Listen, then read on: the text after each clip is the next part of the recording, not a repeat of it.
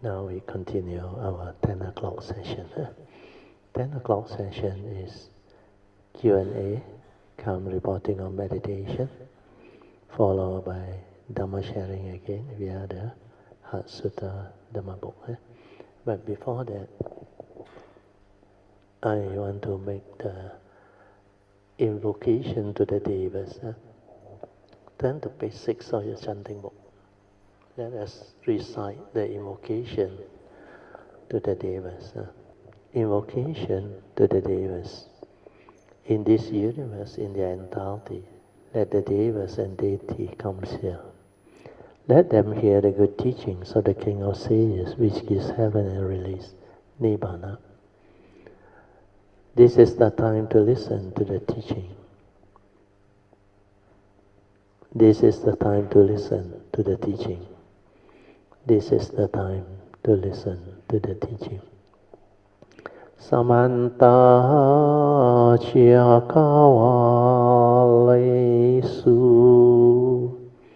Atra Gachantu Devata Saddhammang Munirajasa Sunantu Sakemokadang Dhamma Savanan Kalo Ayang Badanta Dhamma Savanan Kalo Ayang Badanta Dhamma Savanan Kalo Ayang Badanta Namo Tassa Bhagavato Arahato Samma Sambuddhassa Namo Tassa Bhagavato Arahato Samma Sambuddhassa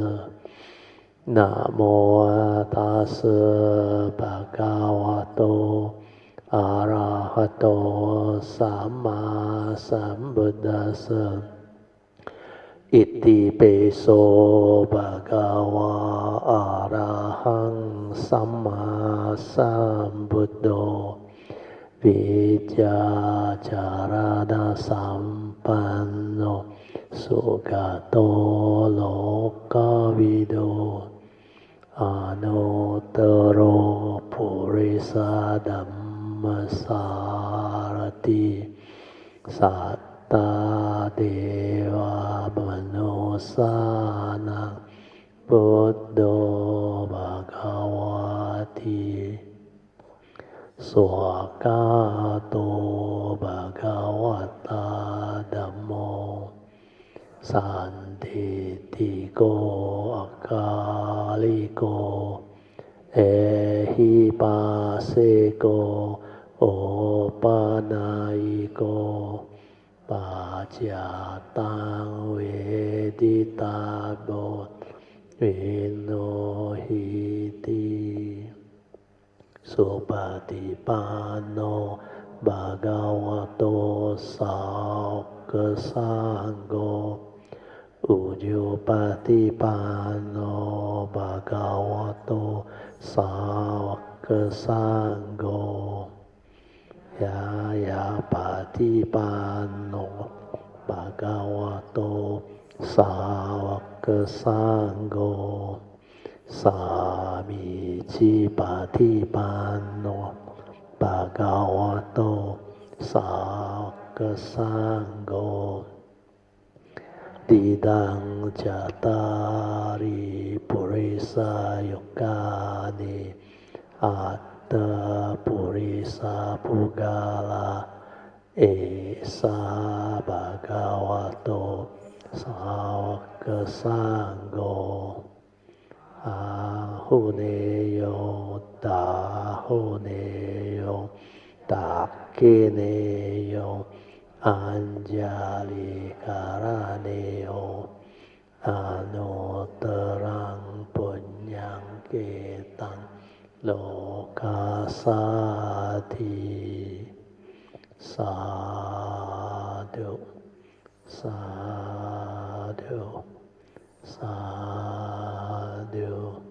Okay, now we'll continue from where we stop. Manyat, you read. Page 59, I think. Part 3.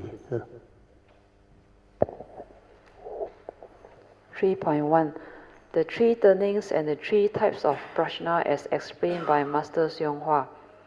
The three types of prajna or wisdom as explained by Master Seong Hwa are similar to those of the three turnings of the Four Noble Truths wisdom, as explained by the Buddha under his Dhammacakkappavattana Sutta, or his first sermon, and they are: first turning, proclaiming the truth as spoken by the Buddha, leading to Sutta Maya Panya, wisdom born of hearing the Sutta or discourse of the Buddha.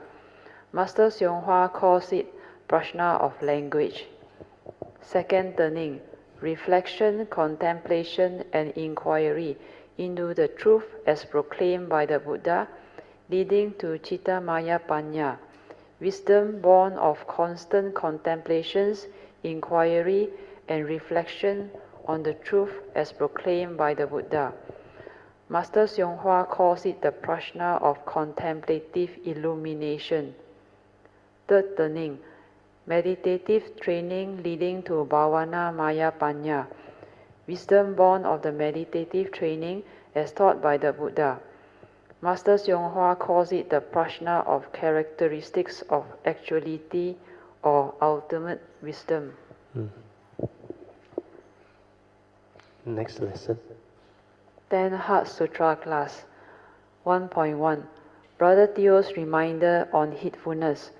Brother Theo reminded us not to be heedless anymore, but instead strive on with heedfulness and diligence, making use of this great window of opportunity to cultivate and to gain liberation from birth and death when the Buddha's sasana or his dispensation is still around. This is because, according to the Buddha, it is very difficult to be born as a human being. 人生难得. And even more rare and difficult is to be born during the era of the Buddha Sasana and to encounter the Buddha Dhamma, 佛法难闻. So, do follow the advice of the Buddha to strive on with heedfulness and do not be heedless anymore, for this great window of opportunity is indeed very, very, very rare. So please do not be complacent to let it slip away for you will truly regret how foolish you were if you were to let it slip by. The earlier Heart Sutra short notes that emphasize the following important basic essential teachings of the Buddha are more than enough to help you all develop your cultivation. Number 1, importance of cultivating the 5 spiritual faculties. Number 2, importance of having right views with regards to the law of karma, to follow the advice of the Buddhas. Verse 183, Dhammapada verse 183. Number 3, importance of cultivating heedfulness. Number 4, importance of understanding the meditation as taught by the Buddha and the 3 turnings of the Four Noble Truths, especially its second turnings. That is, constantly investigate the Dhamma via the second turnings of the Four Noble Truths to develop your own understanding via Citta Maya Panya, wisdom born of the second turning. To develop this Citta Maya Panya, one needs to carry our constant inquiry, reflections and contemplations on the Buddha Dhamma or noble truths as proclaimed by the Buddha, and not just via believing what the Buddha said and then committing them to memory and storing this so-called Dhamma up as knowledge. For the true Dhamma and wisdom is an understanding, and it is alive, a living Dhamma that can be experienced and understood from moment to moment, whereas knowledge and memories are of the past, very rigid and fixed, making you very rigid in your views. Part 2 Heart Sutra Class 10 2.1 What are deviant views? Deviant views mean or wrong and devious views born of delusion that can condition one's suffering and misery. 2.2. What is affliction?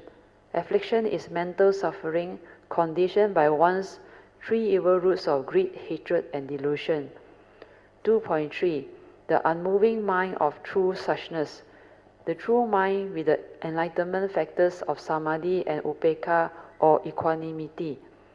2.4.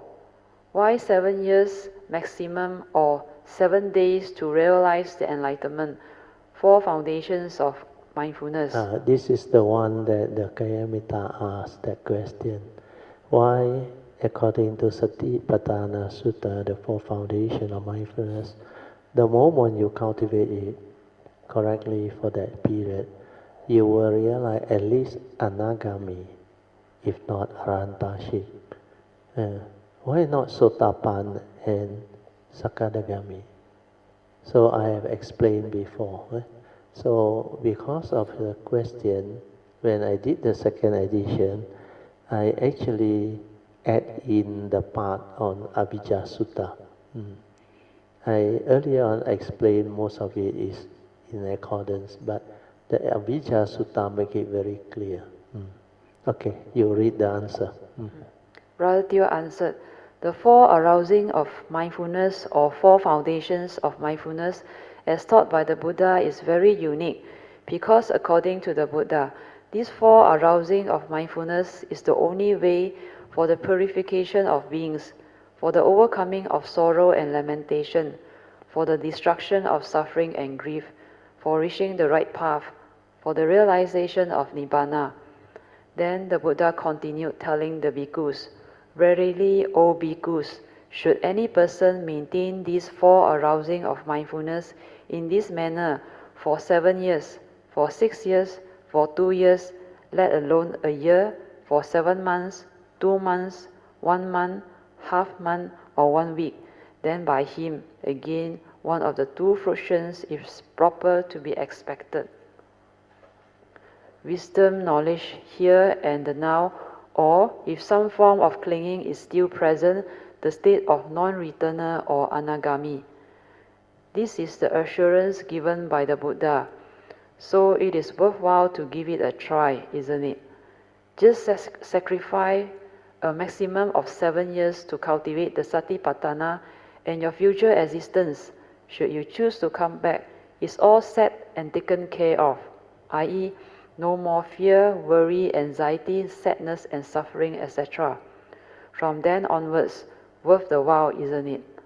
The other reason is, basing on the Avijja Sutta, cultivating the four arousing of mindfulness is step 8, and this step can only be effectively cultivated when one have completed the cultivation of steps 1 to 7, especially steps 4, Yuniso Manasikara, 5, Sati Sampajana, step 6, sense restraint, and step 7, 3 ways of right conduct, where you are assured of realizing as at least a Sotapan or a Sakadagami. So strive on with heedfulness and do not be heedless anymore. Okay, how many of you, especially the new people, haven't heard of the Avijja Sutta? Oh, you all haven't heard? Oh, it's in the website. I think Sui An can send out the link. Where is Sui An? You can get the link on from our website. Last time you prepared the table, I remember. Appendix. Yes, in the appendix. Your Heart Sutta at the back got. Page 254. Very good. Okay, turn to page 254. Okay. So you see, the Avijja Sutta, there are two cycles. One is the Avijja sequence or cycle. The other one is the enlightenment sequence or cycle. So under the Avijja Sutta, the way you fall and develop the delusion is following the Avijja sequence or cycle. So the first one is not having Dhamma friends. When you don't have Dhamma friend, you will not be able to listen to the true Dhamma, which is second step. Then after that, you don't listen to the true Dhamma, your faith in the triple gem, the Buddha and his teaching, will not be there. And because of that, you cannot develop the initial wisdom, which is yoniso manasikara. So you end up having a yoniso manasikara, means not having right view or understanding born of first and second turning wisdom.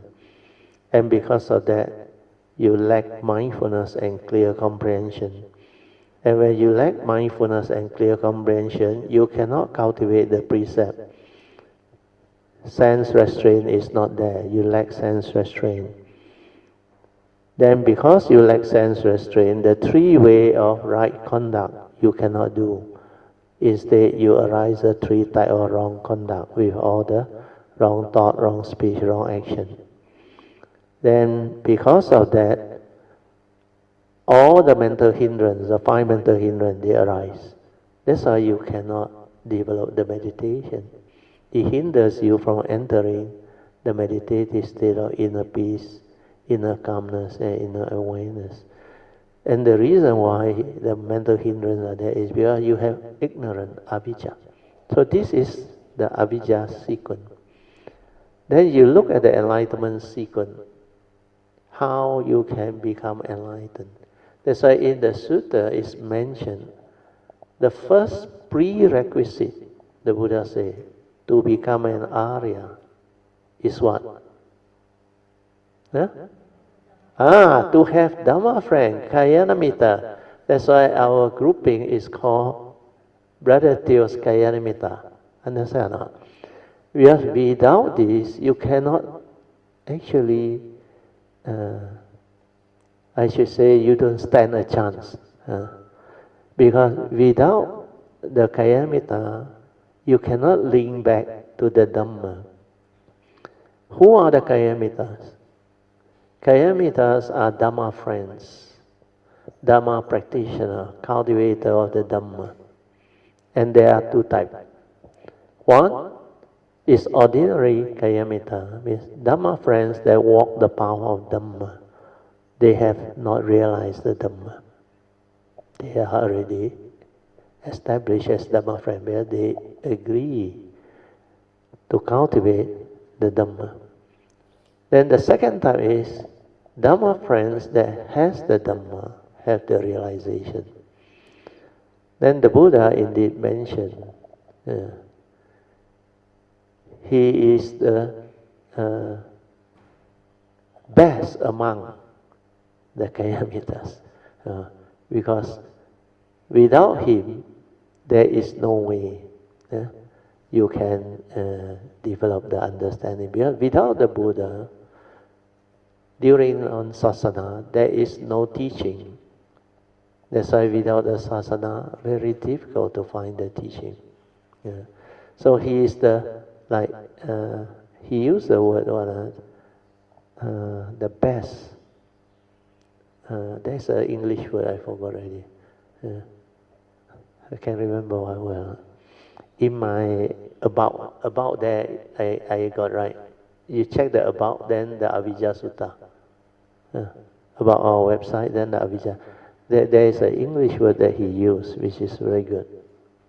Okay, you turn to Appendix 8, then maybe we read from there, it's easier. The Avijja Sutta explains clearly the importance of having true noble friends of Kayamitta to realize the enlightenment. That is written here. According to the Buddha, having noble friends of Kayamitta is one of the prerequisites to become an Arya or an enlightened being. It also talks about factors that will influence ignorance. To be free from ignorance is one of the main tasks of cultivation. Oh, not mentioned here. So you managed to find out. Ananda asked him actually. Ananda said, how marvelous is it? Kayamita is 50% of the holy life. The Buddha reprimanded him. He said, no, 100% of the holy life. Because without Kayamita, you cannot find the teaching. What is the word? You can find it under notes, under the about. Then you go to Avijja Sutta. I will look for it. Or par excellent. The word is par excellent. Par excellent. He said, the Tathagata is the par excellent. As far as Kayamita is concerned, he's the best. You can get him, you 100% cautive. If you cannot get him, you have to find others. So par excellent, means no comparison. Okay. So you turn back to just now that page, the second sequence, the enlightenment sequence. So number 10.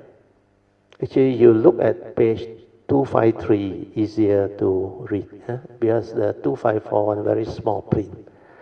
So there are 10 steps in the second sequence, or the enlightenment sequence, where you have to develop them to realize the complete enlightenment. So you start with number 10. Step 1 is number 10. Association with good Dhamma friends, or spiritual friends, we call Kalyanamittas. So when you have Kalyanamittas, like our grouping, you will come to know when the Dhamma session will be held, and all the Dhamma material, activity or whatever, you will be informed. Then you have a lot of opportunity to listen to the Dhamma. Of course, you must also have the good karmic affinity to associate with the wise and avoid the foolish, thereby not being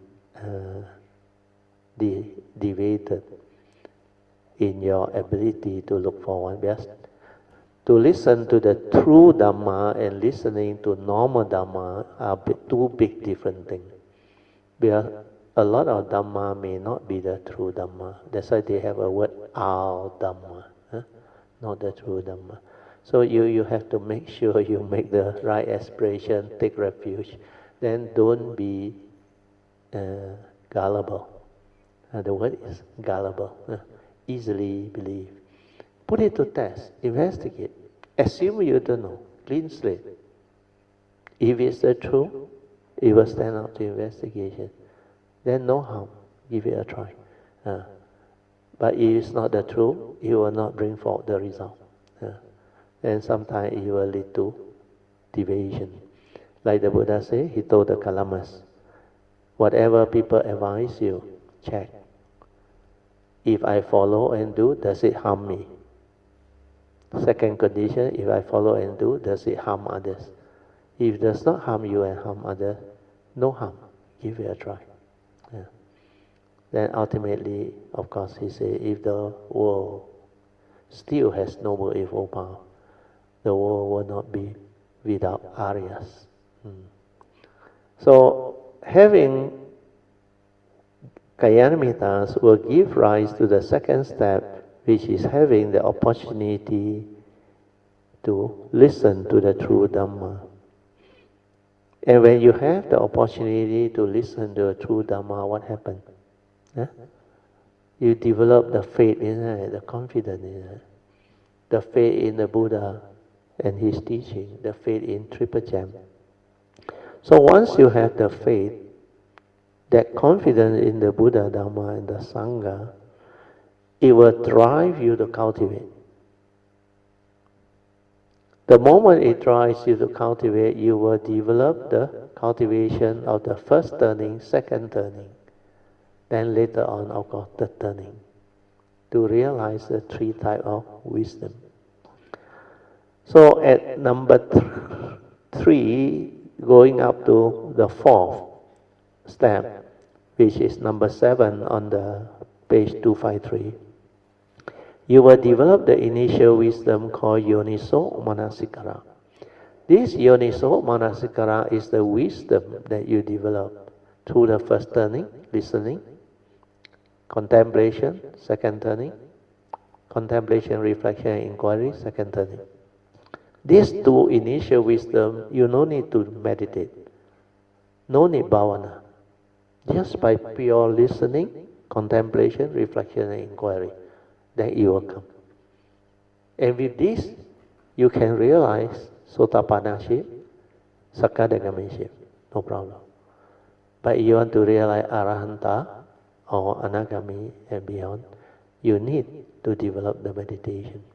So this initial wisdom, which is step 4, where you have the past life, what they call experience, or you have cultivated before in the past, then this life when you come, the moment you hear truth, like any of the Four Noble Truths proclaimed by the Buddha, or the essential Dhamma that he has proclaimed, or any of the Mahayana Sutta or Theravada Sutta, then you can develop the understanding and the wisdom and awaken, like Kondanya. Then later on, the 5 ascetic, together with the other 4. One of them is Asaji. So after Asaji went for Pindapat, Sariputta, before he became enlightened, met him. He saw he's so serene. He waited for him to finish the Pindapat. Then he approached him. And he very respectful. He said, O Bhikkhu, he said, I look at you. You are very serene, very peaceful, very calm. And you are very, very mindful. May I know who is your teacher? Then Asaji knew that this monk, so-called, that time I think they call it by Samana. He said, this person is actually very sincere. So he also been humble. He said, I am still new in this, because he just heard the Dhammacakkappavattana Sutta and Anatta Sutta, and he became Arahant. But he was very humble. He said, I am still very new. I learned from my teacher, the Buddha. He said. Then the Sariputta at that time, he hasn't become the chief disciple of the Buddha. He so humbly requests for Asaji, don't worry, he said, just tell me whatever you heard from him. That will be enough, he said. Then Asaji said, oh, okay. He said, I will tell you. My teacher said, you all listen, maybe you also can become Sotapan. Whatever arises, there are causes and conditions behind. Nothing happened. Sadhu, sadhu. We have gone through so many rounds there. Whatever arises, there are causes. Because it's a conditioned world, understand? Everything is dependent originating. That is very penetrating, Then Asaji continued, These causes and conditions, my teacher has explained. Pop, straight away, Sariputta becomes a Sotapan. How can that happen? He cultivated before, that's not. He only needs to be reminded of the law of dependent origination, understand? Condition arising phenomena. 一切有为法, understand? Everything within the conditioned world are conditioned Dhamma. Without condition, nothing happens. That's why the Buddha said, whatever arises, there are causes and conditions behind. Get this understood, stabilize it, then you will awaken. Without you knowing, you already awaken. But when you encounter things, you will know what to do. Because everything is like that. How real can life be? Form and mind and another form and mind argue, quarrel, conflict. Especially husband and wife, spouse. Because too close to each other for too long. You have your ego, he has his ego. When two ego meet, what happens? You want to be right, she wants to be right. Without the Dhamma, sure conflict on us. So if everything is just the way it is, dependent, originating, condition, arising, cause, then where got reality? Come and go, come and go. The only reality within existence is the present moment. And how transient is the present moment. Arise and pass away. Split second is there and gone. And that's the only reality, you know. You think everything that happened to you since birth until now real? You can only recall them through memory, you know. If there is nobody who know you to recall that, you technically never existed. Understand or not? That's why empty nature are existent. And with this understanding, you should awaken. Understand or not? And to be a Sotapanna is not difficult. Very, very easy. When you understand, it's like the flip of the palm. Finish. You already awaken. That's why learning the Dhamma is not what people believe or think. In the Sutta, Jataka story, a lot of this sharing. So what are the causes and conditions that the Buddha has explained? Law of karma, you are born of your karma. The 5 daily contemplations are the 5th one. Each and every one of us say you are born of your karma, heir to your karma conditions. You are what you are because of your karma. Any instant, any moment. So whatever happened to you, your misery, your suffering, they are causes and conditions behind, and 99.999% is karmically driven. Understand or not? So you must understand. Need to ask for forgiveness, ask for forgiveness. How can you go and, like, when I try to explain to these people who are suffering, mainly divorce case or no. Karma is what? You reap what you sow. In the past, you also, like your husband, did that to you, or did that to others, understand or? Tài lầm dẫn and all those things, then got money already, lây chọc hoài. So the lady looked at me, she said, "Dear God, man, you ask yourself, God or not?" Then I asked her, I said, "Why only you kena this? Why other didn't kena?" And those who kena all got their karmic behind, understand or not? So when you understand this law, what will you do? You will take care of, and to take care of karma, you must follow the advice of the Buddha. Get this all understood. Why you cultivate the advice of the Buddha to avoid all evil by keeping the precept? Then why you cultivate wholesomeness to develop the merits, to help you to develop the good life, to overcome your whatever life situation and problem and help others. Then after you have the merits, you still need to develop the wisdom to awaken. Otherwise you still suffer. Well, these are tinted merit that the 5th patriarch say that will condition rebirth. Understand or not? Merit alone cannot liberate you. Wisdom liberate you. That's why the 3rd advice is purify your mind. Develop the cultivation of the inner awareness. Stabilize it so that you are heedful all the time. The moment you are heedful, the heedful never die. So get that understood and strive on with heedfulness. That's why train yourself to be mindful, to be aware. So the law of karma is one of the core teachings. Then later on, he taught them the paticca samuppada, the dwelling. This explains to you how your mind functions, how you use your mind to see all the dependent originating manifestation of mind. And mind is the forerunner of all things. Mind is chief. Mind make ade. When mind arise, all things arise. That's why all phenomena follow the paticca samuppada, understand? They are mind-made, dependent originating. All the elements that you see, the world, the planets, the star system, everything, they come from mind. Understand or not? Why? Einstein already tell you, E equals to mc squared, not mong cha cha. Mc squared is mass times the square or the speed of light, which is all metal, mass, are trapped energy, understand or not? It has the potential to release that type of energy. So from energy, law of conservation of mass and energy, they can actually create the planet. All your this external form, they come from thought, energy, through consciousness that manifests the mundane mind.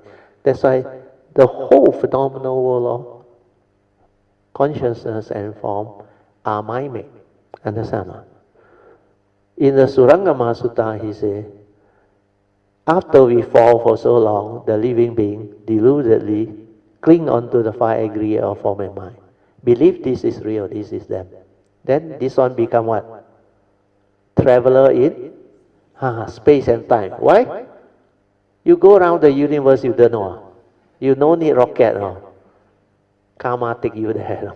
But you have been born so many times. So you become the traveler in space and time. Oh, you think you are great.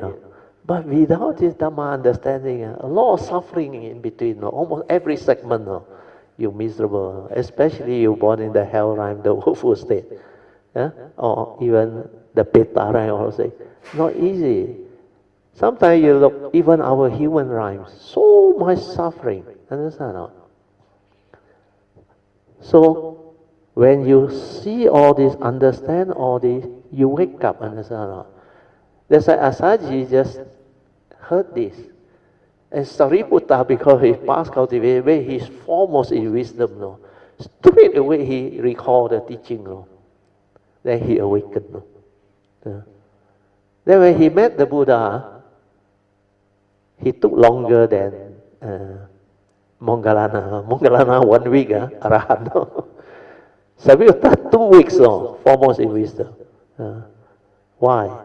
Because that is the way they are, understand or not? This Mongalana, because of his psyche, he got a lot of jhana, all these things. But the moment he hear the truth, he release it and use it to develop the mindfulness, then he penetrate very fast, understand or not? Whereas Sariputta, the wisdom way, must contemplate, reflect, then must develop all the understanding to sever the fetters, understand or not? Mongala no need. That's why the 4 foundation of mindfulness, the fastest is how long? That's what Mongalana did and 2 weeks is already very fast, Sariputta. So how many of you can do that? 7 years is the maximum. But don't worry, understand? All this is for you to understand. So when you listen to all this, you will understand. That's why when Asaji did that, he developed the wisdom for Sariputta. Then this wisdom become Yoniso Manasikara, understand? Wisdom within your nature, connected to your form and mind. And this one, when you see something, hear something, smell something, tactily feel something, or think of something, or recall, that moment of sense experience, the moment it come out, your wrong view cannot come in and interfere. Because this wisdom, understanding will prompt you, spontaneously come out. Sabbe sankhara anicang, sabbe sankhara dukkang, sabbe dhamma anatta. Whatever arises, there are causes and conditions. So you no longer blame others or blame yourself, Ayo, why so sweet? Why that guy did that? No, whatever arises, there are causes and conditions planted by you through your past karma. Understand? Everyone also like that. That is the reality, understand? There's a suchness. You have to accept, understand? Come to terms with that reality, means at peace. The world is the world, understand? People are just the way they are. Conditions like that, things will be like that. With that understanding, you still get angry, finish. Means you don't understand the teaching. The teaching is so clear. Now you follow. So that Yoniso Manasikara, very good. Like now I share with you all, you all know how to you like Sui. Think also like that, don't think also like that. Where you have understood that everything is condition arising, causal phenomena, mind make are they. So why you want to think? Analysis for what? All these are mundane thinking, understand? Mundane views, opinion, duality, division. That's why see the limitation of thought, Krishnamurti said. Why? Thought is useful as an instrument. That's why in the Noble Eightfold Path there is right thought. Because you need to live life, you need thought. But without evil, right thought. Understand? So, doesn't mean that thought is harmful. When I tell you don't do thought-based meditation, don't deludedly, hey, Brother Teo say don't use thought, no. I never say that. Please, don't quote me wrongly. I said don't use thought to meditate, understand? I never say don't use thought, understand? You need to live life, you need to use thought, understand? But psychological memory, you don't go and remember, understand? Because they condition suffering. Thought is respond to memory. If you accumulate psychological memory without wisdom, you keep on thinking, that's why you go cuckoo, understand? End of Tanjora Bhutan, maybe. I don't know whether the center is still there or not. Then a lot of this understanding, when you understand, then you look at the sankhara, you know it is a tool for you to use to live life, understand? You know what is a tool or not? Like a knife. You use it for what? Cut fruits, carving, shape, whatever you need, understand or not? So if you use that knife to hurt yourself, harm yourself, and hit out at others and cause unnecessary karmic negativity, is it the right way to use that tool? Wrong, isn't it? Then why did you use your thought that way? Do you agree with me? A lot of human beings without the Dhamma understand use the thought to think and think and think until miserable. That is harming yourself, understand or not? Hurting yourself. Become depressed, full of hatred, anger, misery, understand? Jealousy. Then all this mind state, who caused you the suffering? You think that person? You think your company that sacked you? You go and think, cling on to all those things. Thought, memory. And you hold on to it so strongly, become your phobia. Understand? Then you develop the fear inside, the insecurity, leading to sorrow, lamentation. That is not the way to use your thought. Then the other one is to hit out at others and harm others. All the wrong speech you hoot, all come out. Understand? You harsh speech, violent speech, frivolous speech, tell lie. That is using that tool which is your mind, your mundane mind or consciousness trapped inside to harm yourself and harm others. See that and wake up. It's a tool for you to use. How come you can be so foolish? I give you the analogy of the knife, you will know that. You will never cut yourself with that. But the wrong thought make you miserable through mental suffering. No bleeding, nothing. You didn't know that it hurt you. Because you never understood the second turning of the first noble truth. This noble truth of dukkha is to be understood. You don't know that that is mental suffering causing so much misery to you. That's why you cannot see, understand? Without Dhamma understanding, you cannot see.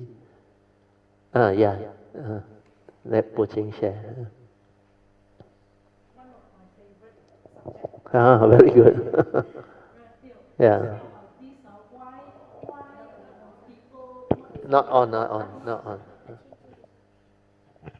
Oh yeah. Why people not able to get this right? Very good. I mean, you say the proclamation, the for the first noble truth, it must be understood right. So they say yeah, I understand the words, understand the words, Yeah. but they cannot apply Yeah, it. yeah, Brother yeah. Teo. Dharma So knowledge. if you Yeah. cannot apply it, so you continue to think that you understand it. Yeah, yeah, yeah. You know what I mean? I remember the first year when Yun Chan met me, asked me to come out and share. Then after hearing, he come and talk to me. He said, Teo, advise people very easy, you know. Don't attach lah, don't cling lah. Then no more suffering lah. But when it happen to yourself, your own loved one, very difficult. This one is like the priest that tell my brother-in-law, no? Easy to forget, no? Difficult to, no, easy to forgive, difficult to forget, no? Do you think he forgive? Exactly like this one, lah. They know only the knowledge, they cannot apply. It's not a living Dhamma. They haven't really understood. Yeah. That's why later on only you can understand. That so, this is a living. You continue. Yeah. So this is like, I mean, they keep claiming that they understand. Yeah. But actually, they don't understand because looking at the situation, they are continuing suffering. Yeah. So they never apply what they understand, so-called understand. No, they understand the knowledge and the word. You know why? They cannot penetrate this. Understand? Huh? They cannot penetrate this because they still believe this is real. That's why when this is real, all the Dhamma cannot come out. Because there is no yoniso manasikara. No wisdom born of Dhamma understanding to prompt you, to break your delusion, to free you. Understand? And you are right. That's why most people cannot do. Easier said than done, they will tell you. The second thing I want to say is like when I first learning this Dhamma, right? So I have a lot of suffering, right? What I do is when I learn Brother Teo's teaching, right? So Brother Teo always say straighten your view when you have wrong view, right? So for me, at that point in time, it's like, wow, so much suffering. Some more this suffering is mine, you know. And then I mean, I always think that people around me that is causing the suffering to me, not me, you know. So when I listen to Brother Teo, it hit me very hard that, you know, you need to straighten your wrong view. So if you never straighten your wrong view, you cannot walk the right path, you know. So you continue to suffer, you know, and therefore the application of the Dhamma is so difficult, you know. Yeah. So all these are kind of like linked to one another, you know. It's not separate. So they have to do a few things before they actually can walk the right path, you know. Yeah. Because all the pointer that you need, I have already taught you, you know. The world is the world. People are just the way they are. So if somebody get angry at you, don't go and blame him or say, how can this guy do that? He is the way he is, so I understand. Deluded being with defilement will do deluded thing. Selfish people do selfish thing. Violent people do violent thing. They are just the way they are. No right, no wrong, understand? Don't always try to be right, understand? No use. Right according to who is a conventional truth, not a ultimate truth. That's why when you have all these, it will prompt you. When somebody get angry and violent, want to whack you, you say he is the way he is. Forgive him. Understand? No? You have no more anger towards him. No. Otherwise, hit your ego, you react back. Habis. You may tell him back, who the hell you think you are? Then you end up fighting. Understand? No point. Understand? Accept them for what they are. That's sorry if I caused you any misunderstanding. I apologize. Then they also will tone down. Understand? So these are the understanding to apply Noble Eightfold Path. Noble Eightfold Path means right view to accept them for what they are. Understand? Thing is just the way it is. Dependent originating, condition arising. They are the way they are. Karmically, you will condition them to react like that. Because they have condition to be like that. And the Maya teaching very good. No? All our encounter is not by chance. No? It's all karmically conditioned. No? You have affinity means affinity, whether it's karmic that or wholesome one. So understand, if it's karmic that, resolve it, move on. Understand or not? Ask for forgiveness, but not so real, not what you think. Past already gone, you cannot reverse the karmic. Understand or not? Ask for forgiveness. Then develop the wisdom. Then move on. That's how you cultivate. So all this that we share with you, like my teacher share, we choose to accept everything as natural. Means everything is based on nature's law. Understand or not? The pancha niyama. So where got right and wrong? Like the Buddha said, whatever arise, there are causes and conditions behind. If condition already set, things will go this way. Understand or not? That's why there is the reality, suchness, ta. And they used to say, Krishnamurti also used the word, this is what is. It's the reality. And the Buddha used suchness, ta. That's why when you understand all this, you immediately flash through, transform. Especially those who cultivate before in the past. Immediately, I remember when I was cultivating in 1989, I just flashed through all the whole cultivation when I connect back. That's why within 9 months, my Monday, my collapse, and everything came back to me. Because you cultivate before. You don't have to slowly, and go through all the mistakes. Understand? Mistake means what? Coming obstruction. Understand? You have to overcome them one by one. That's why in the yellow card, I teach you how to ask for forgiveness and do repentance. That one must be done. Otherwise, you cannot break your coming obstruction. Then you don't know why you cannot understand. Soo Yee would know, because he followed me so many years already. A lot of people, no matter how you explain to them, cannot go in one. Because coming obstruction, the ball is not there. Even this same Dhamma, you all listen, like so interesting, so penetrating, you go and ask other people to listen, you see? They say, don't waste my time. But it has nothing to do with them. They are not interested in Dhamma. They are interested in making money. How to become wealthy, how to have financial freedom, how to have nice car, nice property, nice girlfriend, boyfriend, handsome one, beautiful one. That to them is worldly, materialistic need, understand? And that one take priority.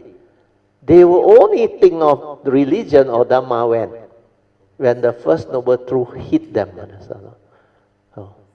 Then they like everywhere very confused. Initially try to see doctor. When the doctor also cannot help them, then they see Bomo. Then they see the medium. They go and see feng shui, everything. End up, never take care karma. Karma decide everything, but he went everywhere, do all those things, foolish things. So you cannot find solution. So the solution is in the teaching. But not every religion can have this type of teaching. Understand? This type of teaching is very penetrative and very rare. And it encompasses the whole existence, the whole understanding of life, existence, the whole universe, the formation, everything. Continue, sorry. No problem. The last one I want to say, because Brother Teo also mentioned about the spouse, right? Yeah. For my case, my spouse is not into the Dhamma, although he is so-called Buddhist by label, by name. By name, he's a Buddhist, but he don't do anything, in the learning. Yeah, no problem. We are traditional Buddhists. Once a year Buddhist. Yes, but the thing is, when we have differences in opinion, right? So as a spouse, right? I mean, you want harmony in the family. So I will just tell it. I mean, you are right. I will tell you he's right, but he doesn't know right according to who. That is the part that he doesn't understand. That so one always let him more important. Always let him be right. Be right. So you have peace and harmony. For me, that's why you say peace and harmony. A better way will be, I think you have a point. Means your point. You have a good point. When you say you are right, he may think, I told you what. I'm right, what? So you don't argue, So there are many ways to go about relationship understanding. Apply Noble Eightfold Path. Means what? Right view to accept the reality first. Then at peace. At peace means you don't get angry, you don't blame, you have clarity. Understand? Then you want to resolve this amicably. How do you resolve? Never mind. How do you resolve? Applying the following Noble Eightfold Path factor. From right view leading to right thought. That's why right thought, right speech, right action are very important. The way you communicate with people, the way you act, they will observe you. They will know. Like last night, I was with Bun Fei. He said the wife is a Christian, but no problem. Wants to follow her and join our retreat. But he said, not join, he said, be a helper.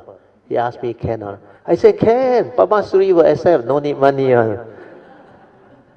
He want to join as a Christian, but be a helper to observe what you all do.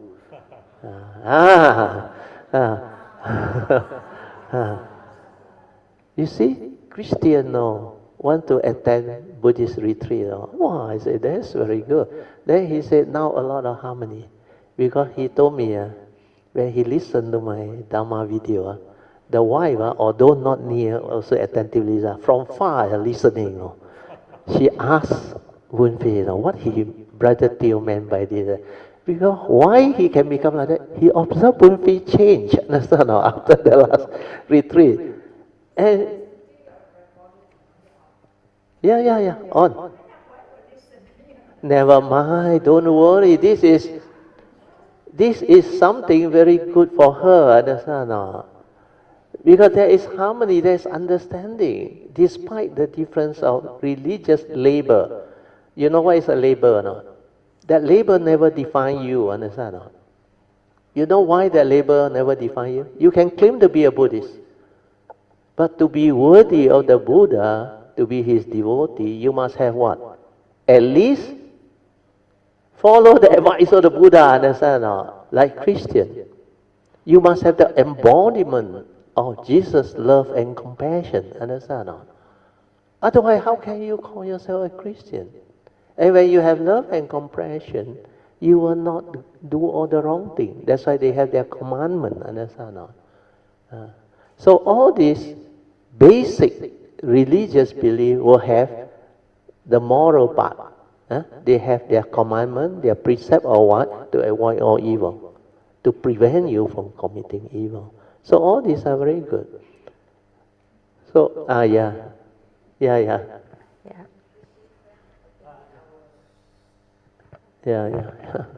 Brother, we have Christian friend attending our retreat before and turned out to be very good. Yeah. And she's very happy now. And all our activities, the donation, everything, she partake. Wow, sadhu. Hey, who is the one? I also don't know. May. Who is May? Which May? Oh, Monica's sister. Yeah, she's a Christian. Yeah, she joined the retreat. Then up there, good friend. Because he got that type of body from the past. He many like Buddhist and many like Christian. And this life still Christian, but he come. They know his body can go in. So they go in and tell her to tell me what I supposed to know. Then I was resting in my room. Then he came, then he talked to me. He said, Brother, I received message up there. They say, you must go. I said, what happened? He said, you must go. He said, something is happening inside the hall. And you know, all the Kayamita weakness, that being up there come down. He tell the three Kayamita, this is for you. This is for you. This is for you. In Mandarin. And three of them, all Kayamita, they are cultivators. Then he tell me, Patio, they want you to, at night, chant with Sutta and with Sutta. Then there was 1 year from Singapore, that Junti Busan, I think Song's friend, Jiang. He and the wife came. Hey, suddenly come and tell me, Patio, Junti Busan, he want you all to chant and recite. That's why, after that I can read the vow. Wow, that Bodhisattva, fantastic. I haven't heard of anybody able to change your karma. Her cultivation, He has one vow. You recite his name with faith and sincerity, but not 100 times, 1,000 times, a few 100,000 times. He said that vow will break your karma. That is the first one. That's why Chuntivusa develop affinity. We all make offering yesterday. So rejoice. Understand? All these are great beings. That's why when you learn the truth, you don't worry. If you have the embodiment of the Dhamma, the truth, your character will change. That's why, like Po Cheng say, you straighten your view. Then you become like more understanding and no more petty argument, misunderstanding, egoic conflict. No more. Then they can see you have become different. No? I got one teacher, Lucky Bear, my physics teacher in Form 6. Last time he used to teach me, but he know I very good physics also. Then he remembered me. Then suddenly, after I graduated, I think 15 years later, I think.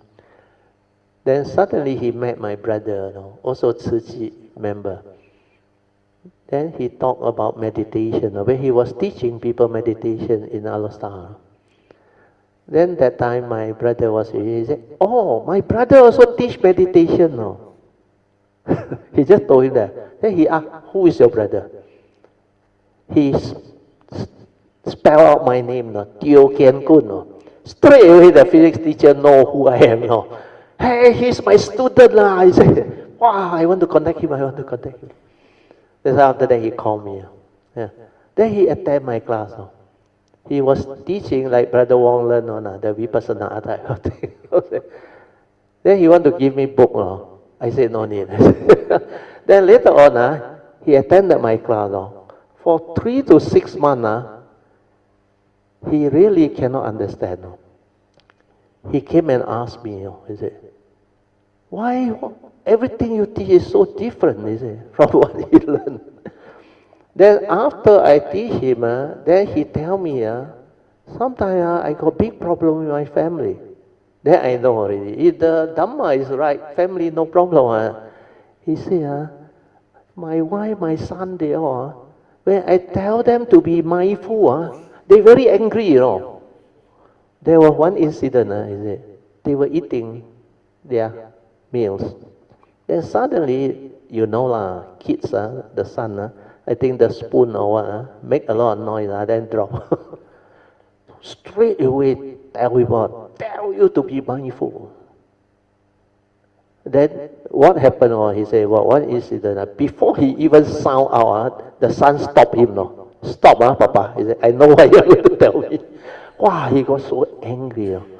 I said, what type of Dhamma have you learned? I said, a lot of anger, no harmony. Then after that, only he understand. I said, that is not mindfulness, understand? That is, don't make mistake. To be mindful is different. To be aware, understand? When you are aware, you only aware of this, understand?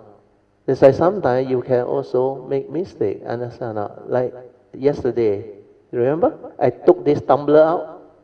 I didn't screw it properly, understand? I bring it out. It spilled all the way. Then I think Song, my wife, they all clean it out.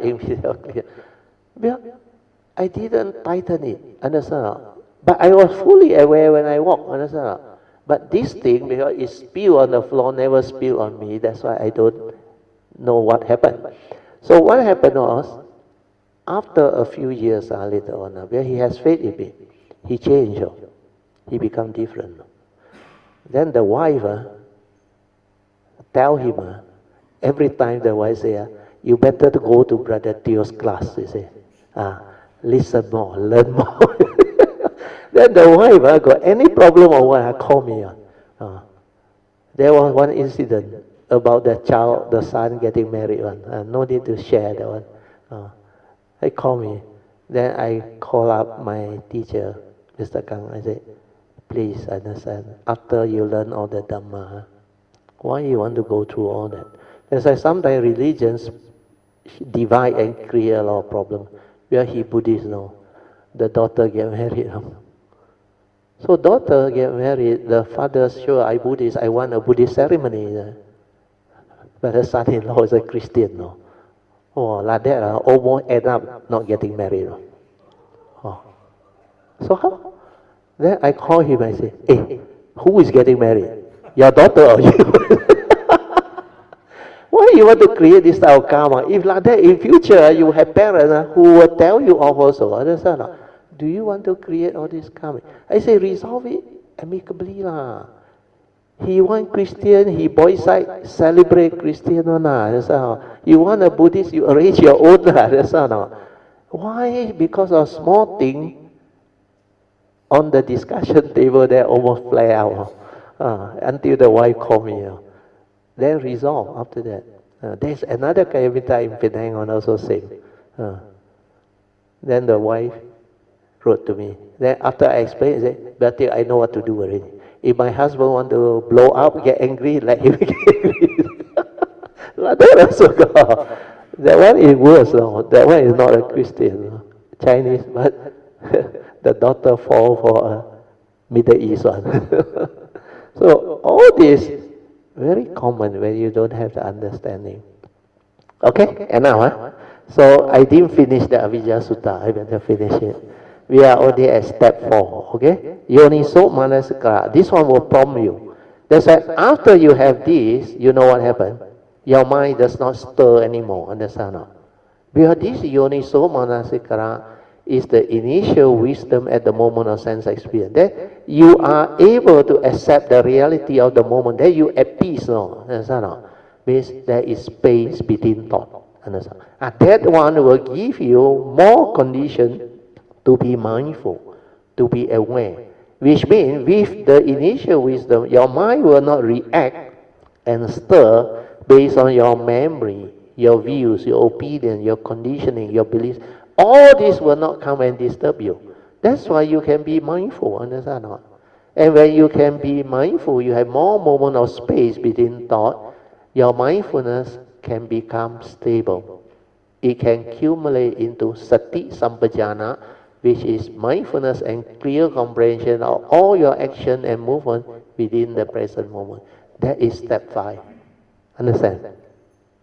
Then when you are mindful until that level, means you cannot break precept. Understand or not? That's why the sense restraint is there. You want me to give you an example why you cannot break precept or not when you are mindful? Yeah?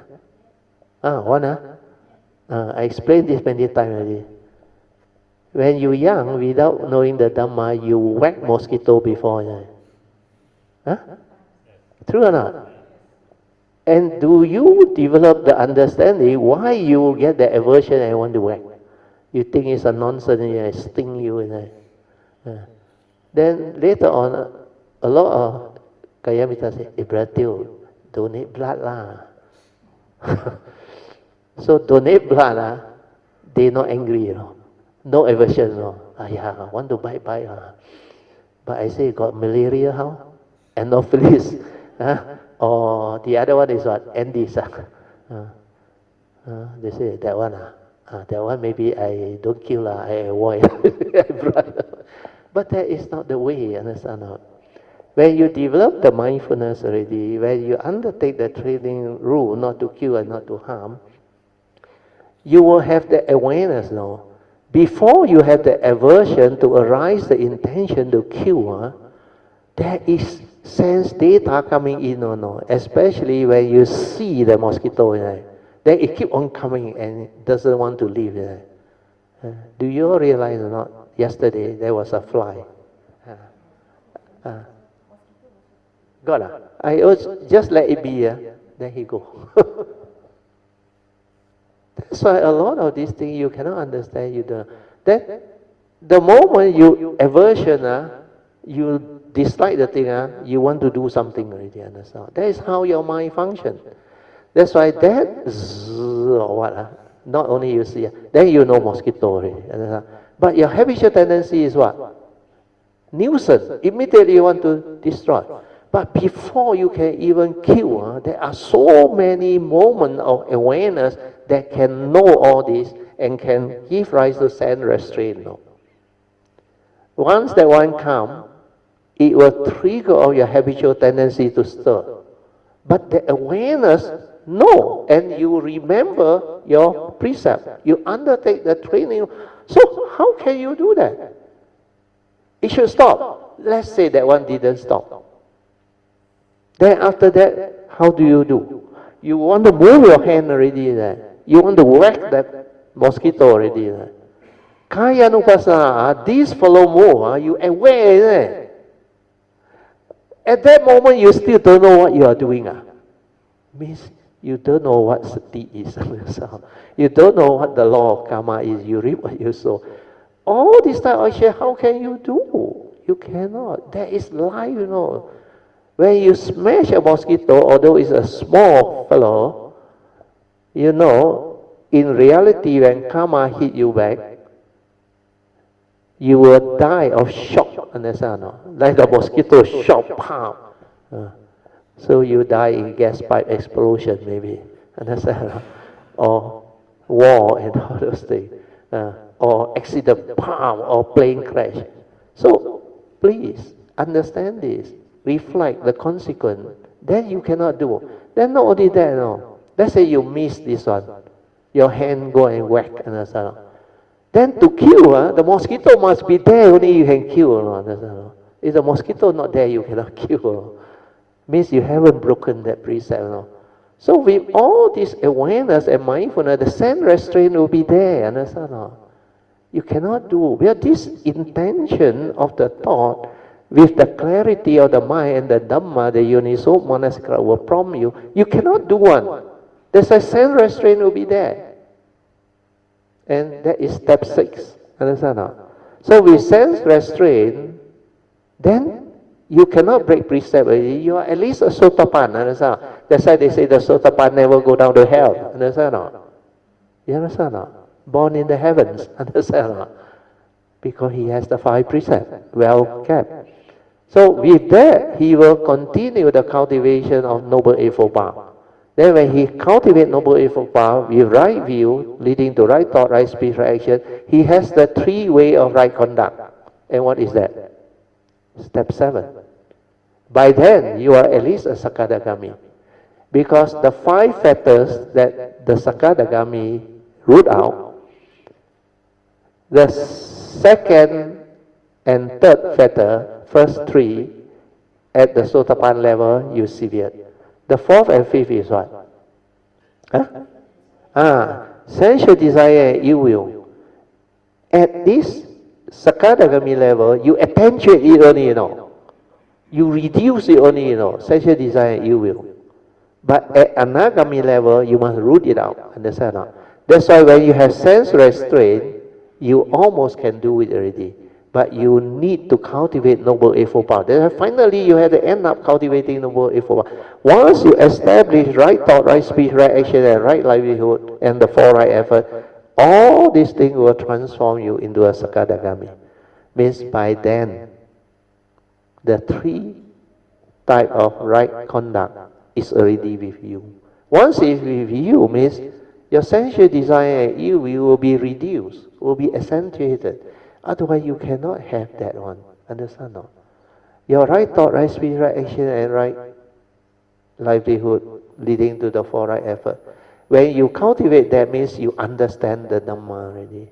You know what to do already. You have to prevent the arising of the unwholesome thought. Understand? No? Means the wrong thought. The intention to harm, to kill, to break the precept. That one you cannot do already, understand? No? Because you have understood. The 4 right effort is to prevent it from, and to prevent it from rising, you do the 5 way, especially the 3rd and 4th way. With the wisdom, it cannot happen already. That's why this understanding is very important. Then, when you are able to develop this 4 right effort, you immediately will have the 3 way of right conduct. Because it prevents the arising of wrong thought, wrong speech, and wrong action, the 2nd right effort. First right effort to abandon, you already know, understand? Through the third and fourth way. Be aware of it, trace the origination factor, then retrospectively reverse it. Then after you do that, you move on to the second right effort. Because you have yoni so manasikara through the third and fourth way wisdom, then straight away that initial wisdom will prompt you, and you cannot break the precept anymore. Understand? No? So this is how you develop. And when you have that, means your sensual desire, you will be reduced by a lot. The craving for all these things, because your aversion toward mosquito, life form, all you cannot do already, understand? No? Your sense restraint is there. And you have developed the four right effort, especially the first two, then you develop the third and fourth right effort on virtue. Once you have virtue, you cannot have negativity. That's why after that, you meditate, very fast one. That's why step 8 is what? Cultivating the four? Mindfulness. And when you look at the four foundations of mindfulness after you become a Sotapan and Sakadagami, like very easy to understand. Understand? No? That's why all the enlightenment factor will arise. And you know what to do one. You're not gullible and listen to what the text tell you or whatever commentary tell you. You will not. You know exactly what that thing is. That's why once you cultivate the four foundations of mindfulness, you will realize anagamiship and arahantaship. Because after the cultivation of the four foundations of mindfulness, step 9 is what? The 7 bojjhanga enlightenment factor will arise because you understand. And these 7 factors of enlightenment are factors leading to enlightenment now. That's why step 10 is what? Enlightenment in the here and the now. And it's written in the Avijja Sutta so clearly. And people cannot manage to develop the understanding to match the Satipatthana. Now you understand? Okay. Finish, So go back. Part 3, Meditation 3.1. Do not just believe what has been spoken, but instead investigate into all of the Dhamma or truth as advised by the Buddha via constant reflection, contemplation, and inquiry into all Dhamma to fully understand the 3 turnings of the Four Noble Truths as taught by the Buddha. Once you have developed the 3 types of corresponding wisdom, you will know how to free your mind and later share your understanding with others so that you too can be a blessing to all. As thought is response to memory, so memory is thought-based and is of the past. Hence, when you cultivate based on memory, which is thought and knowledge-based, you cannot possibly realize a state that is beyond thought and beyond time. With knowledge which is not wisdom, you tend to be rigid in your views and you tend to use words, interpret them according to your views and opinion. You will also have the tendency to argue with people and perceive things as right and wrong. So remember, no right, no wrong. Okay? Thing is just the way it is. So why you want to waste your energy and time to argue with people? Sometimes explain also no need. When there is no condition, just let things be. Yeah, I think you have a point. Finish. That is the added one. You have a point. No need to say you are right. Otherwise, embarrassing to some people. Hey, you remember you say I was right all the while, no? But when you reply, he get hurt, no? Right, according to you, ma, not me, ma. Then he feel hurt. But you have a point, different, no? His point does have meaning. Okay, so that one is added. The other retreat I never say. Yeah.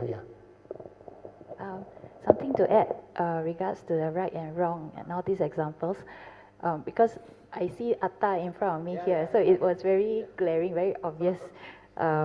Maybe this will help point out every time I suffer because of the wrong thought, it's because this ego, this Atta, right, it tries to justify. So reasonable, unreasonable, fair, unfair, I try to judge. Also, I'm a judge and I need justification in order for things to make sense in my brain so that I don't have unfinished business. But that is so hard to satisfy. Life is full of suffering living that way. Yeah, so like 吃亏 losing out when you do something, have to make sure I benefit. All this also the atta make me suffer. Embarrassed, paiseh, also the atta make me suffer because the ego lose value when it's embarrassed. And then so all this, when I really think of it from karma perspective, then it really like here it don't have the tendency to argue all the right effort and the unwholesome the thought try to nature's law abandon. take care of it. He has his own karma. My simple way of looking at karma is if I get angry and shout at him, he won't change, and I generate the karma to be shouted back in the future by someone else. So that is not the right way to live life. To resolve things and make things fair. amicably. So the make understanding the causes and conditions, recognizing the karma, and then try to exhaust all effort in getting the right effort to generate the right thoughts in order to placate the situation and That's why the four right effort very powerful. If you cultivate it properly, it gives you a lot of understanding.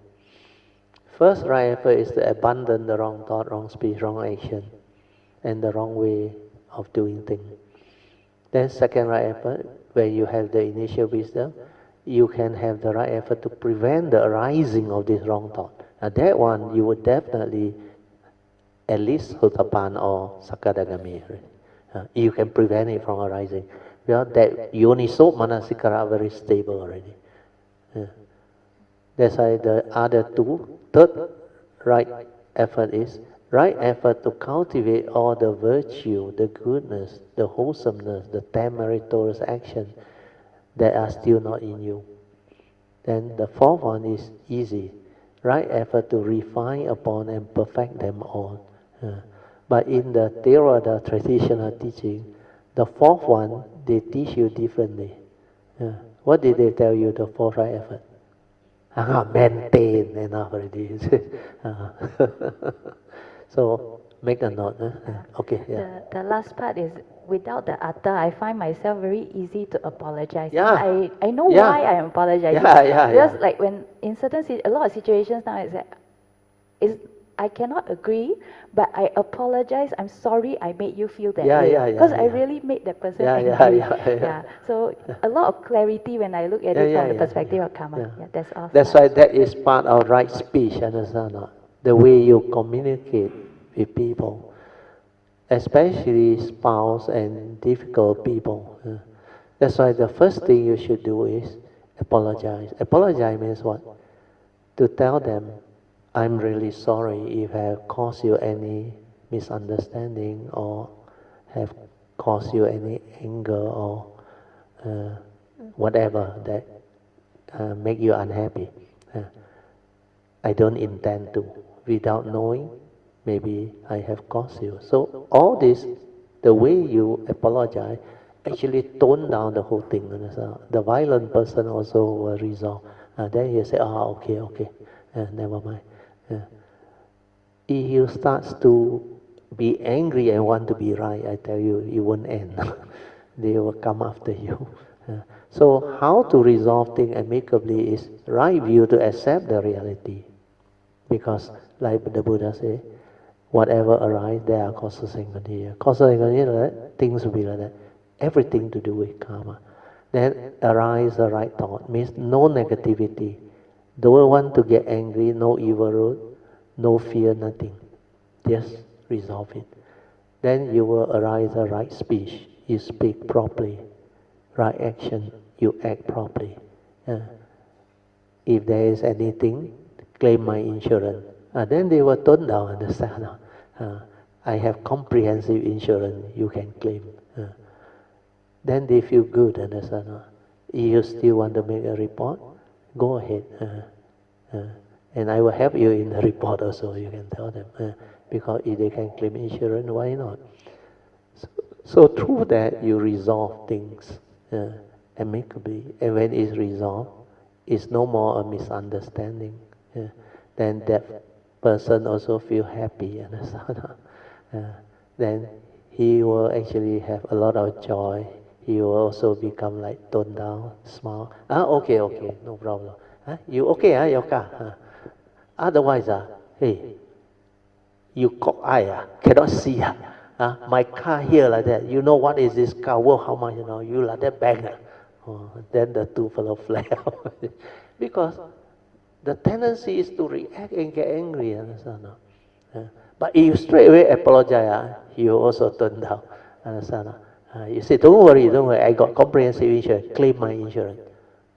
Then he cannot argue further. Okay lah, you go and make police report. Then sometimes if he got money, money can solve not a problem with that. I say, never mind lah, no need to report lah, go. There you go lah. Understand? So all this, when you have right speech and you act appropriately, following Noble Eightfold Path, it can help you to resolve issue amicably. So the main purpose of Noble Eightfold Path is to resolve issue or life problem amicably, so that no one get hurt, so that the karmic law is intact. Understand? That's why that is the Noble Eightfold Path that will lead to the end of all suffering, enlightenment in the here and now. Otherwise, the karmic repercussion, you cannot get enlightenment on it. Why? The karmic obstruction is there. You haven't paid back all this debt. Understand? In the Jataka story, do you know a lot of this story, Arahant immediately come out gored to death by the cow. You heard of it before? Many incidents. We have to pay back on us. Then when there is condition, it will manifest. That's why even the Buddha, Chicha incident, he has to face it. The last meal, don't know what, horse feed, he has to go through the blame and all those things. So that's why when Devadatta tried to kill him, because he is the Buddha, he was hurt, the leg, understand, injured. So all these are karmic. The Buddha also cannot avoid, you think you better than the Buddha. Better take care of karma. Okay? Continue. Sadhu. 3.2. The four right efforts within the Noble Eightfold Path. First right effort is to abandon the unwholesome actions, speech and thought that have arisen. Second right effort is to prevent the arising of the yet to arisen unwholesome action, speech and thought. This needs constant heedfulness or mindfulness and the initial wisdom. Third right effort is to arise the right effort to cultivate the appropriate right action, speech and thought that are still not in you regularly. Fourth right effort is to continuously arise the right effort to refine upon the wholesomeness that is already in you until they become perfected, as against just to maintain the wholesomeness as stated in most texts. 11 Heart Sutra class 1.1 True Suchness or Ruru Putong. Our true mind or essence of mind is always there. True Suchness or Ruru Putong in Mandarin. This is reason why you cannot practice mindfulness or sati, and you cannot try to be mindful, because the trying and the practicing or noting and doing, etc., are always by the thought. So understand that, who do and who try, the thought, understand? It will lead to thought base. So understand that without thought, you are already aware. Why must you try to be mindful, aware? You only need to cease the thinking, the thought. Relax, maintain awareness, and let it return to its original state before the stirring. Then the true mind will survey. Then when you stabilize that thing, sati will arise. You are mindful naturally. You don't need to practice. How can you practice mindfulness? Mindfulness is a realization of the true mind.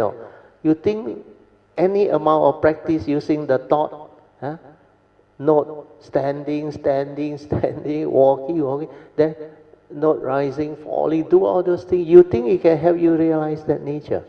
Cannot. You must cease your verbalization. Cease all the thought coming in to intervene and create more sankhara activity. So this understanding is very important. The true mind or essence of mind is true suchness, ru ru putong, like what we go through yesterday. True mind doesn't stir, because it's without word, without concept, without idea, the unconditioned. Which one stir? The mundane mind stir a lot, understand? With its wrong view, without the wisdom, without yoniso manasika. And that one is the cause of all your karmic. So see that, understand that, then practice accordingly. Relax, maintain awareness. Don't try to know, don't try to do. Okay? Continue. If one does not understand this true principle of the true mind, i.e. the essence of mind is already there and we do not have to do anything to be mindful, because the moment you are silent with inner awareness, you are already naturally mindful and heedful, and you will be able to see things as they are naturally, to understand the truth and the reality arising within the moment. For if we do not stir the mind or cause it to arise the thinking via our heedlessness or conditionings born of wrong views, then our mind will be quiet and silent without thought. Then it can be aware of this essence of mind, which is the natural state of silent inner awareness before the knowing. Hence, mindfulness or sati, which is the silent inner awareness, will automatically shine forth from the nature within, because man can only do one thing at a time. Either you are silent and aware within with your nature or essence of mind, or you are lost in thought and is preoccupied with your activities of mind or thinking and reacting, etc. Just like the analogy of the sun is always there, and its ray ever shining. But when the clouds are there, its rays cannot shine through. So similarly, your thoughts, your various emotions and reactions or stirring of the mind are like clouds obscuring your true nature or true mind from shining forth, hence your inability to see things as they are via the direct seeing with your silent true mind.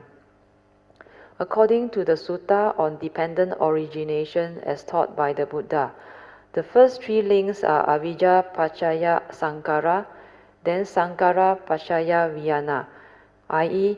dependent on ignorance arises Sankara, or mental thinking or activities. Then, dependent on Sankara or mental activities arises mind door or mental consciousness or Vijnana. This is just a pure consciousness or awareness before the knowing, or the perception and labeling, etc. There is no one to see or to perceive, objective seeing. As the true sati is without the observer, there is only an awareness of the phenomenon or the impersonal process of dependent origination arising from the pure awareness or the essence of mind which is unconditioned and without the thought, which is part of the egoic mind.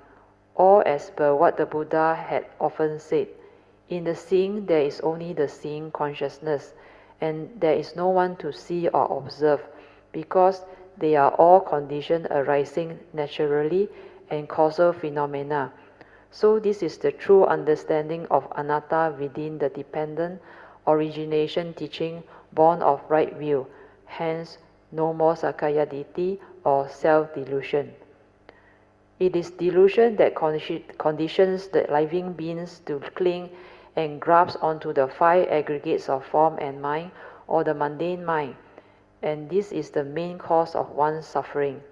And because of the first two links of the dependent origination, Avijja Pachaya Sankara, every moment of consciousness you will think and stir the mind because of your ignorance that conditions your habitual tendencies to think the wrong thoughts, and this is how one becomes heedless.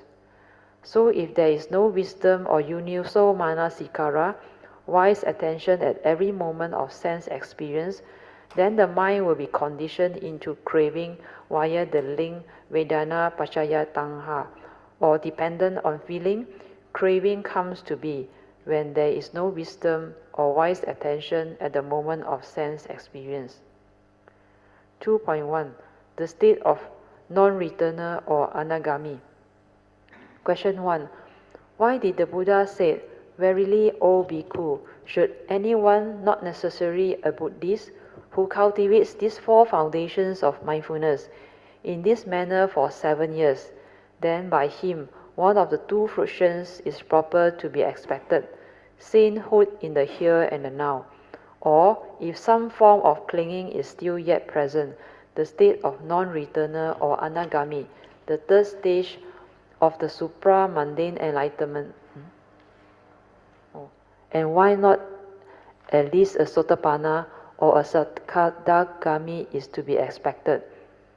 Brother Teo answered, "Very likely it is because the Buddha knew that the four foundations of mindfulness is such a powerful cultivation that it can lead to at least the realization of anagami if some form of clinging is yet present. The other reason is, in the four foundations of mindfulness cultivation, it is stated that only after overcoming covetousness,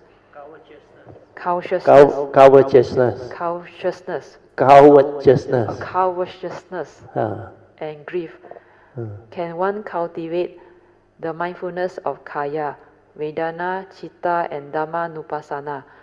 As the sotapanna and sakadagami are still not free from the fetters of ill will and sensual desires, covetousness, and they will still have to come back to the sensual realm for at least one more life. This is the reason why the sakadagami is also called a once-returner, whereas the anagami is called a non-returner, one who has no more delusion but still some form of minor clinging and conceit. The anagami will be born into the pure abode within the form or Brahma realms. The 10 steps of the Avijja Sutta is also very clear on this. The four foundations of mindfulness is step 8 of the Avijja Sutta, to be cultivated only after step 6, sense restraint, and step 7, 3 ways of right conduct have been cultivated. 2.2. Question 2. Why is the Bodhisattva way of cultivation not much emphasized in the Theravada tradition? What is emphasized is mainly the sainthood ways culminating in arahantship. Brother Teo answered, the Buddha at the time in Kozambi gathered a handful of leaves in his hand and explained to the bhikkhus then its essential meaning.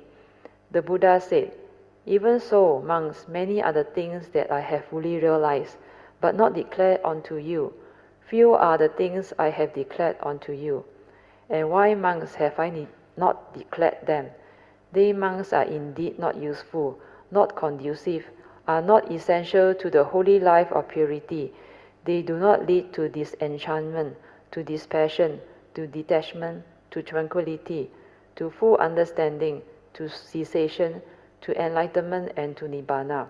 That is why they are not declared by me." So the Buddha knew during that era the conditions were such that the sainthood way, via cultivating the 3 turnings of the 4 Noble Truths, is the fastest and the most appropriate, hence the teaching then. The other reason could also be because the Bodhisattva way is so much longer, needs aeons and aeons of cultivation to perfect the 10 paramitas or perfection, and this way is so much more difficult.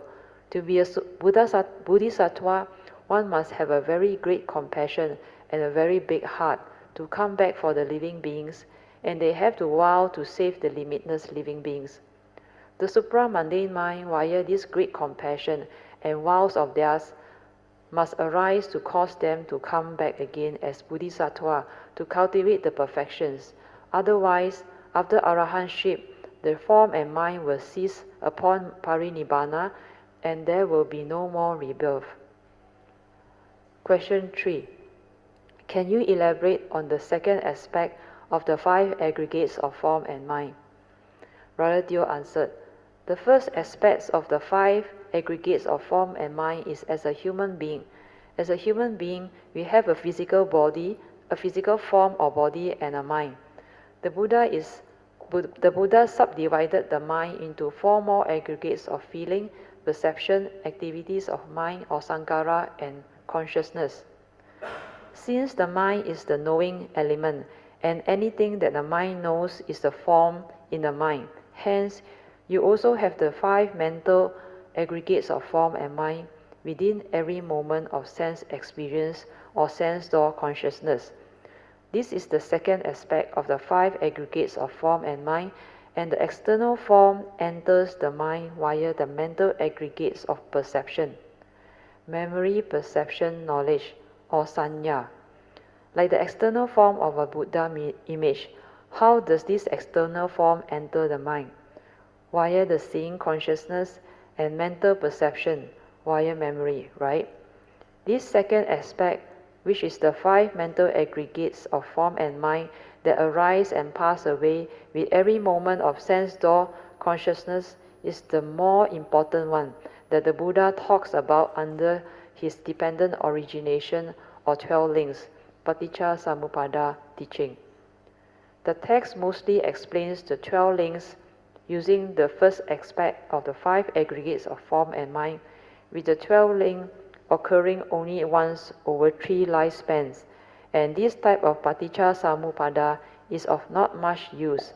It explains that dependent on the first link of ignorance or Avijja, it conditions karmic volition or sankhara, then karmic volition conditions rebirth consciousness or vijnana, and dependent on rebirth consciousness, form and mind or nama rupa, the human being comes to be.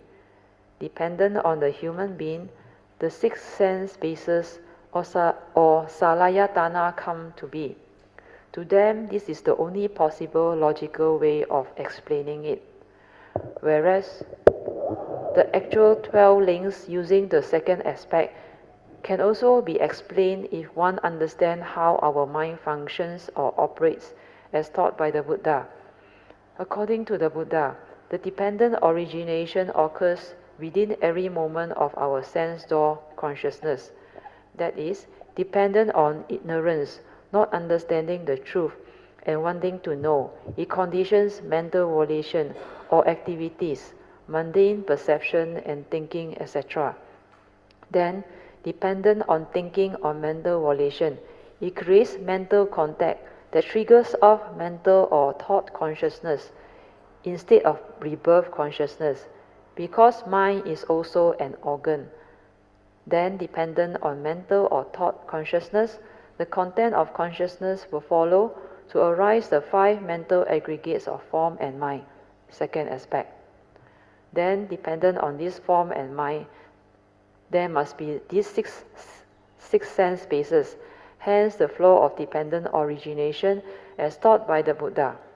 This second aspect is seldom taught because it is very difficult for most cultivators to have the understanding to share, unless they themselves have realized the Paticca Samuppada happening within their own form and mind. 2.4. Question 4. Why is it that my mindfulness could only sustain for a while, and I find it very difficult to cultivate the daily mindfulness when I am working? Brother Teo answered, when you understand what sati or mindfulness is, then you will know how to train your mind to be heedful throughout the day, and daily mindfulness can be developed and stabilized even in the midst of life and work. When I was cultivating about 26 plus years ago, I was also working as a civil engineer, and the place I worked according to my boss and my predecessor was like a madhouse. I was the head of the maintenance and technical department of the property office, a super skilled post with a staff strength of 800 plus responsible for the overall upkeep, maintenance and development of 1 main and 2 branch university campus. This job comes with a lot of responsibilities and work pressure, Yet I was able to develop the cultivation, and my daily mindfulness was not a problem. So it all depends on you, and if you are sincere and serious about life, then the cultivation will take off and there will be no problem. You must know how to plan and organize your work well, then you will be able to do it. Like what I did.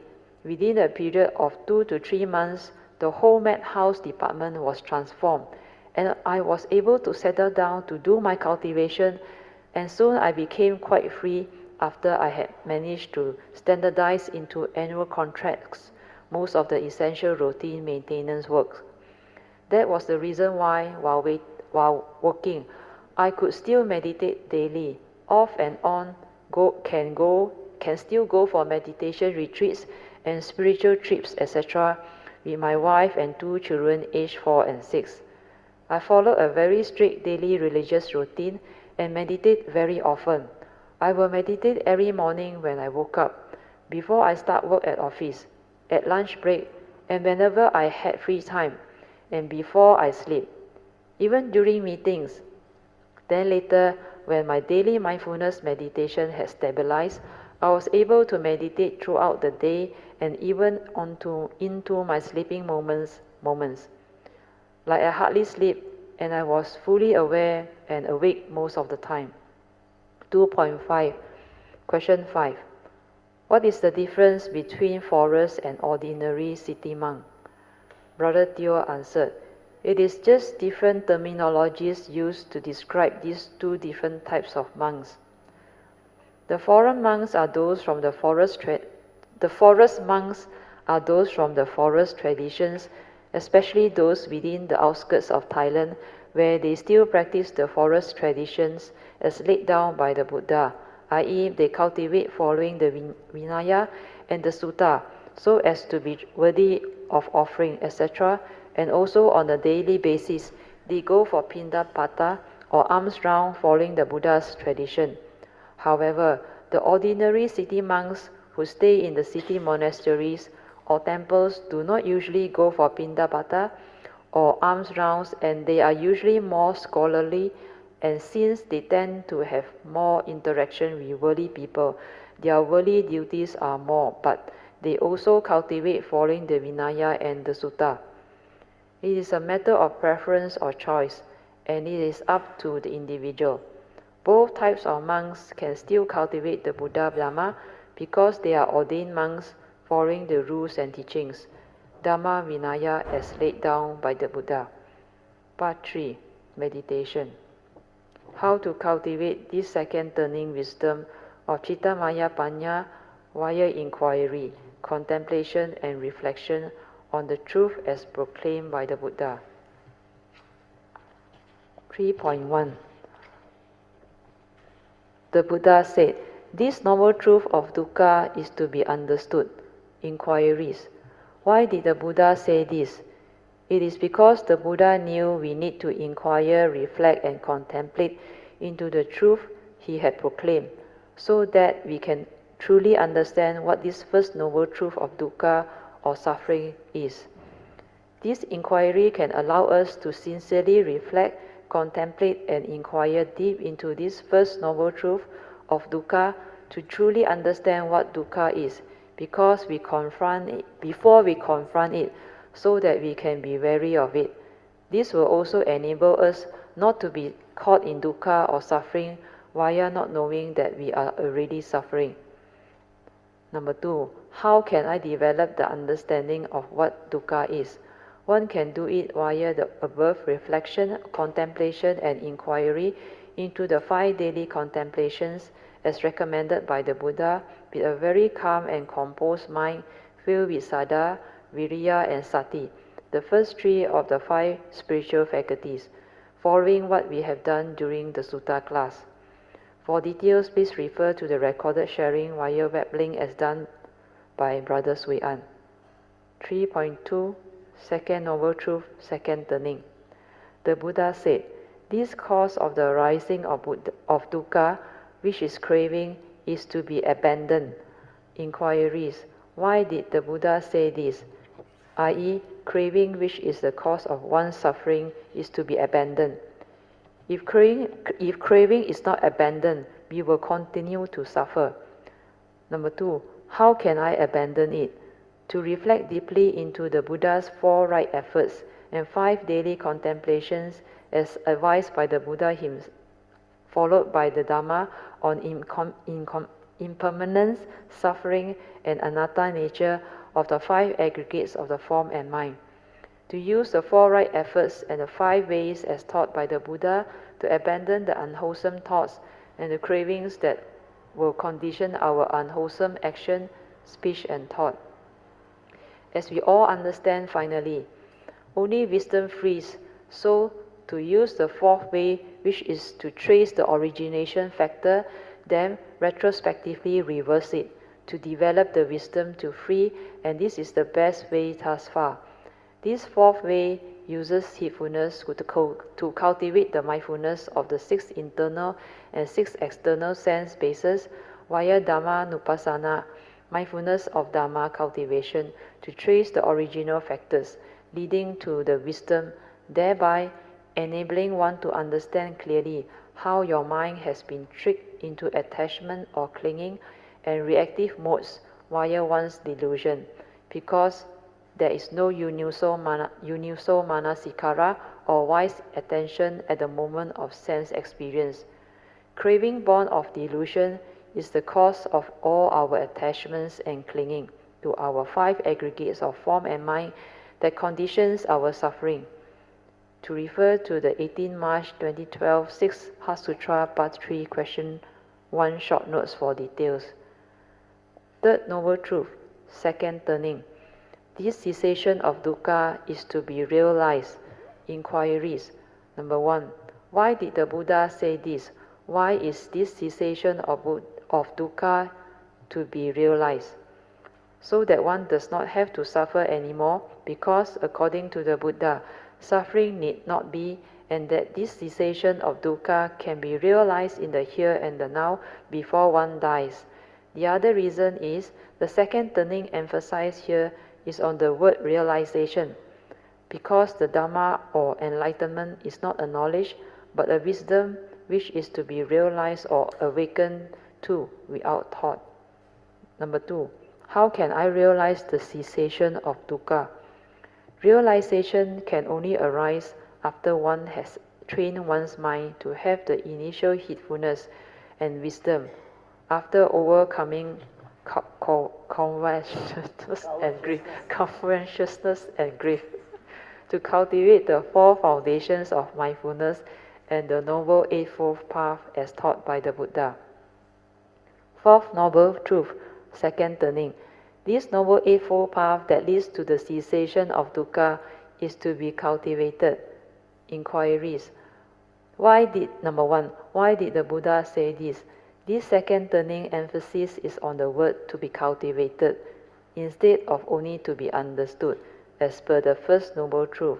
The reason being, Noble Eightfold Path must be part of you, for you to be able to live it. Hence, understanding alone is not enough, i.e., you may understand, but you cannot live it. Number 2. How can I cultivate it?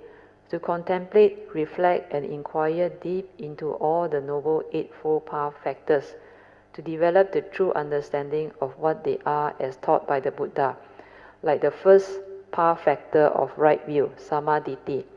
What are the 3 important right views as taught by the Buddha? They are the law of karma, the 4 noble truths, and the law of dependent origination. One also needs to train one's mind to be heedful and ever mindful with the right sati and samadhi to see things as they are, following Dhammapada verse 23, which states that the ever mindful, constantly meditative, and the steadfast one will realize the supreme born-free nibbana. 3.5. The third turning is always on the realization and enlightenment part. 12 Heart Sutra class. 1.1. Apamada or heedfulness means a mind that is ever mindful without thought within to cultivate the meditation as taught by the Buddha, following Dhammapada verse 23. It is just like a relaxed inner awareness There is always aware and we are taught to see things as they are, to see reality or the truth within all mental, physical, and nature's phenomena. 1.2. Applying the 6R technique. While meditating in a formal posture, if one feels any tension or tightness or distraction or stress within one's body and mind, then one must just recognize first R, it, and after that release. Second R, release it. Then relax third R into whatever mind state that has energy built up, including all the tightness and the tension that can be felt. Then re-smile or radiate a radiant smile, fourth R, with a relaxed inner awareness without thought. The moment you relax, craving loses its strength, and these relaxed and radiant smile steps are very important to make your mind feel at ease, light, tranquil, and free. This training of mind will enable you to decondition your mind from the heedless thinking and grasping to sense experiences. This will enable the cultivator to develop a silent, tranquil mind with heedfulness within naturally, via the understanding that originally the true mind is already in the meditative state with clear inner awareness within. So there is no need to do anything, but instead just relax and silent while let things be. Then the heedless thinking and grasping born of delusion will slow down and stop on its own via wisdom. The mind will then return to its original state of true silent inner awareness. Without the thought, the ever-shining nature, which is the true mind, will then shine forth. This ever-shining nature, which is the essence of mind, is always there. The fifth R is to return to the object of meditation to train the mind to develop a very stable sati if this training is still needed. Once the mind is already trained and constantly aware in sati or passaddhi throughout the day, then this training is no longer required because mind has entered sati. The sixth R is to repeat the above training of the first five R, but need to be careful not to do it until it becomes mechanical or repetitive. The last step must be done with understanding, especially for those who are still trapped in thought-based meditation. Beyond the 6R is the awareness-based meditation, where the new four supports for meditation are relax, aware, 24 hours, trust. 2.1. Here trust means, here 24 hour means stabilize it, understand not? So technically you can be aware throughout the day, 24 hours. Because during the early years of my training, I managed to do it. I hardly sleep. Even when I lie down to rest, I'm supposed to sleep.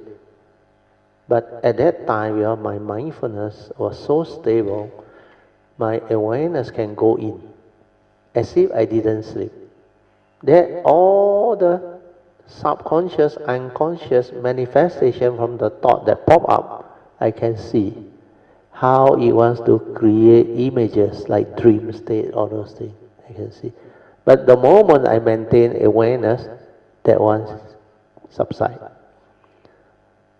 Then through that clarity, I realize the moment I arise, I don't call it wake up, because I didn't really sleep.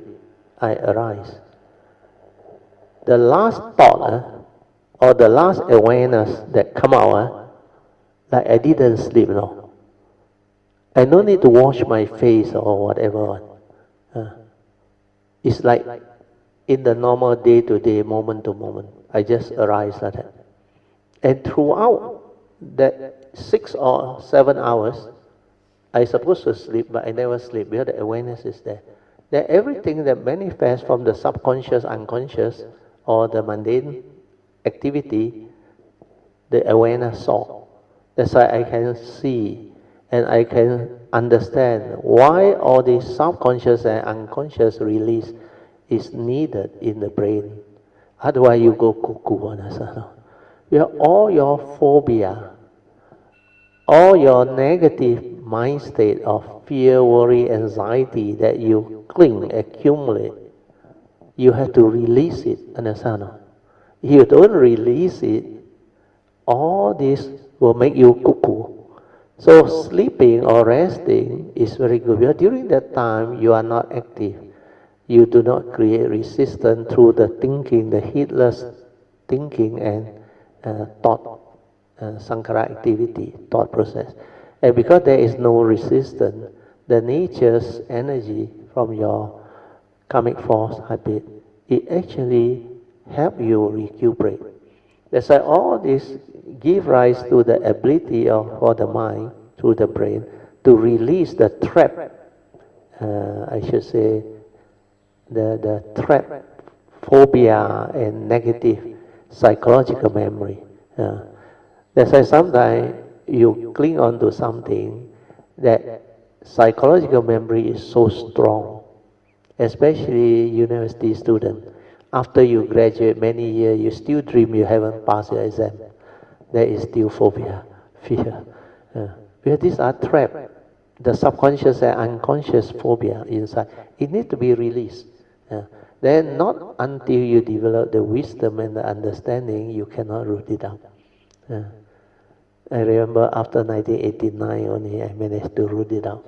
Then after that, since then I never have that type of dream already. That I haven't passed the exam or finished the exam.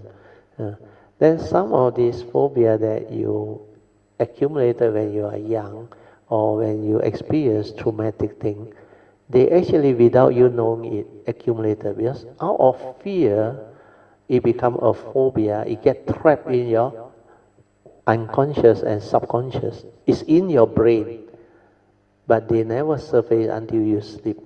That's why sometimes you got nightmare. You keep on dreaming, and that nightmare keep on coming, because you have not rooted it out, and it's still there. But at least at that moment, that type of phobia or that type of nightmare that you dream, it releases that negativity, the negative energy. Then you normally feel better after that, without you knowing it. But when it happens, like so real, inside your dream state. So with that we end. Okay, we mark this page. Sadhu, sadhu, sadhu.